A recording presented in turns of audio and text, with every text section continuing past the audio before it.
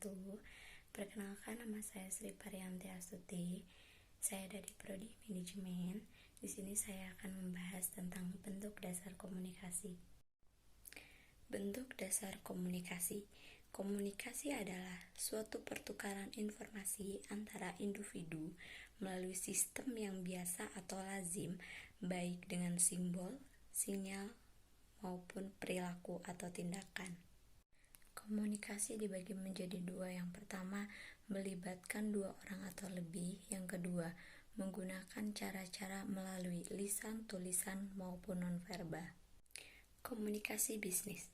Komunikasi bisnis adalah suatu komunikasi yang digunakan dalam bisnis yang mencakup berbagai macam bentuk komunikasi, baik komunikasi verbal maupun nonverbal. Bentuk dasar komunikasi dibagi menjadi dua, yaitu verbal melalui tulisan atau lisan, dan nonverbal, yaitu bahasa tubuh dan ekspresi. Bentuk komunikasi verbal itu ada 12. Yang pertama, membuat dan mengirim surat klaim. Yang kedua, membuat dan mengirim surat penawaran harga kepada pihak lain. Yang ketiga, membuat dan mengirim surat pemesanan barang kepada pihak lain. Yang keempat, membuat dan mengirim surat konfirmasi kepada pelanggan. Yang kelima, membuat dan mengirim surat kontrak kerja kepada pihak lain. Yang keenam, memberikan informasi kepada pelanggan tentang produk-produk baru. Yang ketujuh, berdiskusi dalam suatu tim kerja. Yang kedelapan, melakukan wawancara dengan para pelamar kerja di suatu perusahaan. Yang kesembilan, mengadakan briefing dengan staf karyawan. Yang ke-10, mengadakan latihan manajemen kepada para manajemen operasional. Yang ke-11, melakukan presentasi proposal pengembangan perusahaan di hadapan tim penguji. Yang ke-12, melakukan telekonferensi dengan pihak lain. Bentuk komunikasi nonverbal itu yang saya sebutkan ada 9. Yang pertama itu menggerakkan gigi untuk menunjukkan kemarahan. Yang kedua, mengerutkan dahi untuk menunjukkan bahwa sedang berpikir keras.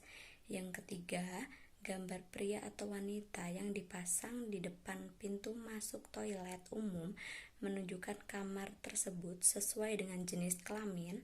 Yang keempat, berpangku tangan menunjukkan sedang melamun. Yang kelima, tersenyum dan berjabat tangan dengan orang lain untuk menunjukkan rasa senang dan menghormati. Yang keenam, membuang muka menunjukkan rasa tidak suka dan empati terhadap orang lain. Yang ketujuh, menggelengkan kepala menunjukkan sikap menolak ajakan orang lain. Yang ke-8, asbak di atas meja menunjukkan bahwa tamu diperbolehkan untuk merokok. Dan yang ke-9, mengirimkan bunga sebagai tanda kesuksesan, tanda cinta, atau duka cita. Pentingnya komunikasi nonverbal.